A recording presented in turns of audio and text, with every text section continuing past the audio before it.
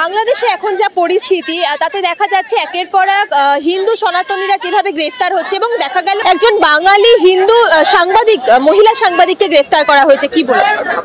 অত্যন্ত ঘৃণ্য, অত্যন্ত দুঃখজনক যে বাংলাদেশ তাদের মুক্তিযুদ্ধে ভারতবর্ষের অবদান, তাদের অর্থনীতিতে ভারতবর্ষের অবদানকে ভুলে যেতে পারে এবং সংখ্যালঘুদের ভারতবাসী হিসাবে ভাবতে পারে, সেই বাংলাদেশ সম্বন্ধে কি মন্তব্য করব নিজেই ভেবে উঠতে পারছি না। অত্যন্ত ঘৃণ্য, লজ্জার ঘটনা।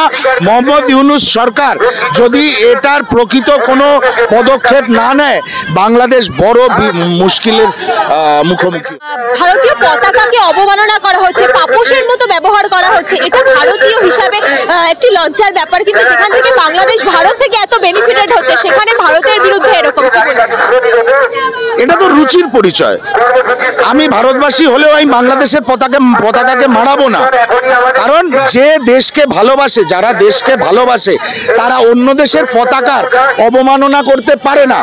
বাংলাদেশকে সাবধান হতে হবে, তাহলে বাংলাদেশের সামনে সমূহ বিপদ রয়েছে।